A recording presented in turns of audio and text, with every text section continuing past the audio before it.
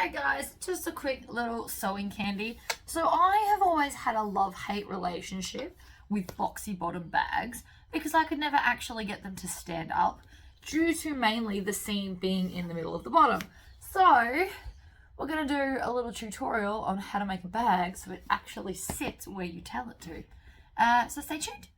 Okay, so once you've made the outside of your bag, you are going to, normally you would clip the sides and clip the bottom and off we go. What we are actually going to do is only clip the bottom together. We're just going to do the bottom. We'll get to the rest of it in a minute.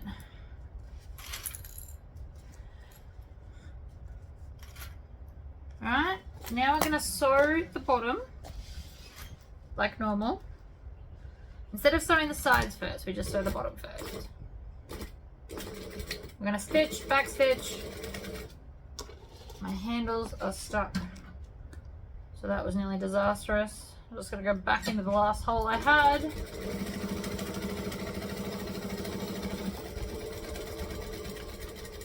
Slow and steady, no need to rush. Now, what I have discovered works best is lift up your foam, which you may have to cut out of that little bit there, right? And I want to cut that off.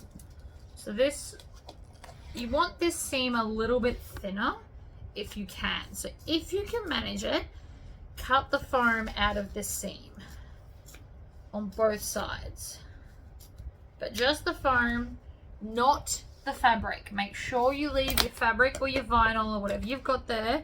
Make sure you leave that bit on. I'm finding that snips lift it up best. I don't know why, they just do. It also doesn't matter if you snip these stitches because it just doesn't matter. So I'm just going to, I find it easier to lift it up and bring the scissors along this way, but you know, you can also come from this side and do little snips. You could use your actual snippers if you wanted to. Okay. So now that that's done, we are going to flatten the seam out from this side as best you can with your fingers.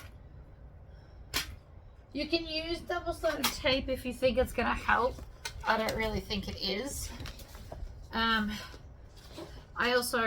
I put rivet magnets through here, so that's why that's not technically done properly.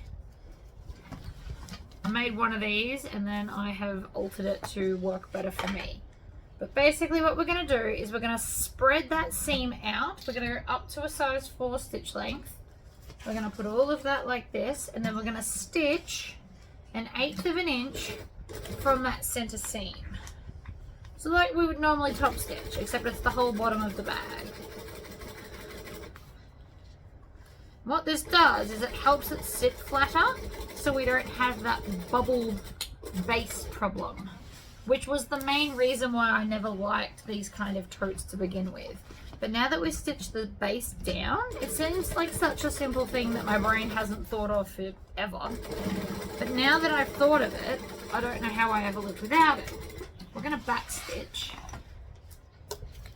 So basically all we've done is we've flattened that seam so that once the bag is made, it will no longer give us grief and it will sit beautifully and smooth. If you needed to, if you're on a domestic, come back and you can now pull this up and trim the rest of this off, just making sure that you leave the top stitching, because as you can see here, now the base will sit flat. You can add bag feet if you want to or whatever. But there you go. I hope that helped, guys.